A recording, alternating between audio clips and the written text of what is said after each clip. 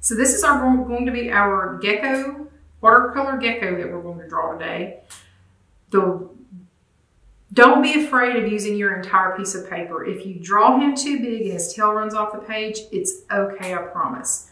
The very first thing we're going to do is we're going to draw a line that sort of looks like an S that's been opened up on our page just like this. Okay, it's missing the top part. That's okay. This is the middle of his back and the end of his tail. It goes from his nose all the way down his back to the tip of his tail. So up here at the top, this is where his head's going to be. We're going to draw a curve. That's his nose.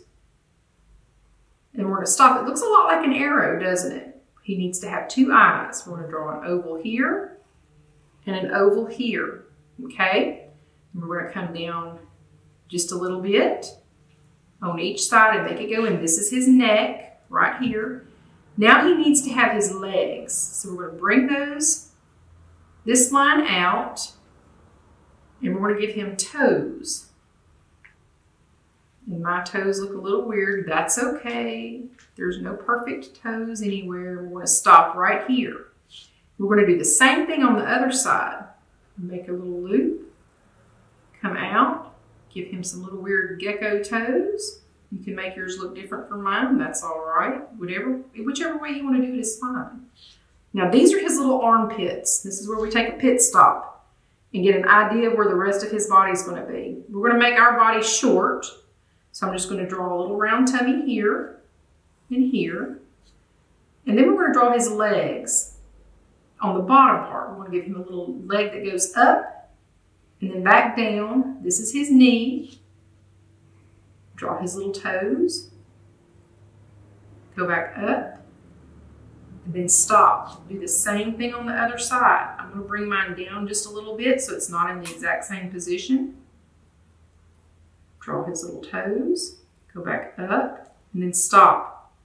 Now, this rest of this is going to be his tail. So his tail needs to follow along that first line we drew, and it gets closer and closer and closer to it the closer to the end you get. This is just part of it. You need to come over here and follow that curve. And see how I'm getting closer to it with each little bit further I go? I'm going to stop it right there. There's your gecko. He needs to have pupils, nostrils, and this is where you can kind of go a little crazy. You can decorate him any way you want. My favorite thing to put on a gecko were spots. And I like to use all different sizes of spots. I like big spots and little spots and medium-sized spots. You can also give him some stripes. I like putting some little stripes on his sides. He's a racing lizard.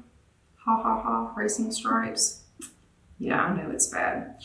Okay, so just keep going and filling him in with any patterns you want to do. If you want to give him waves, you can give him waves. If you want to give him circles, give him circles. It's entirely up to you. There's no wrong way to do this. Just play around with it and have some fun.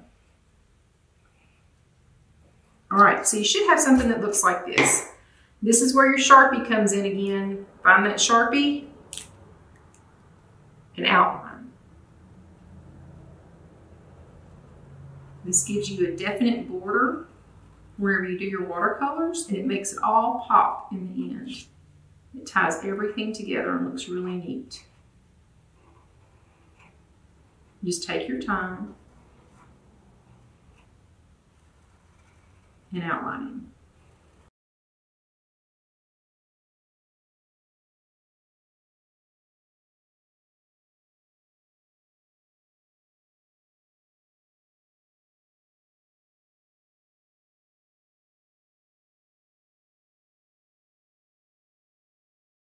You notice I've got a few lines that I didn't hit exactly, so all I've got to do is get my eraser and just get rid of them. Easy, easy. And here comes the fun part. You can paint your lizard any way you want. Your gecko is your gecko. If you want to make him pink with blue stripes, you can do that. Just remember that you want to paint pieces at a time. You don't want to try to paint the whole thing at the same time. If you have a hair dryer, you can take your hair dryer and dry it in between colors. That way they don't bleed together. But I'm going to give my gecko green spots because I love green. Green is a good lizard color. I guess so is purple and red and orange. Orange lizard would be pretty. You can do it any way you want. And remember to use the very tip of your paintbrush to do this. That way you're not making a big, long, broad stroke and getting it everywhere.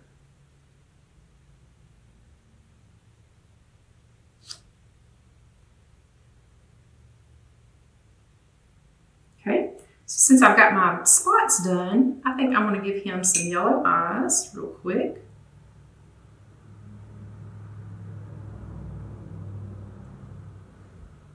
Just use the very end of your brush. You can barely see that, and that's okay. I'm going to go back and get my smaller paintbrush and dip it back into my green. Just use a very little bit of water on this, because what I'm going to do is I'm going to take that brush with just a little bit of green on it. It's not showing up very well, hold on. A little bit of green on it, and I'm just going to color the bottom parts or the outer parts of his eyes and let that kind of run together. It makes his eye look really cool when you do that. Just kind of blend it together. Hopefully y'all can see that. Then you can take your paints and you can color your background any color you want. I think I'm going to use a little bit of red. And just go around my lizard with the red. And then whenever that's dry, I can go back in and paint my lizard a different color. Again, it can be any color you want.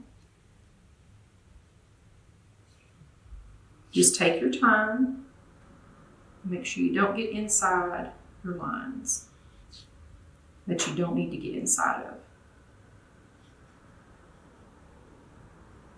Red and green are complementary colors. That means they look really good next to each other. And I like to use them a lot in paintings because they always make it pop.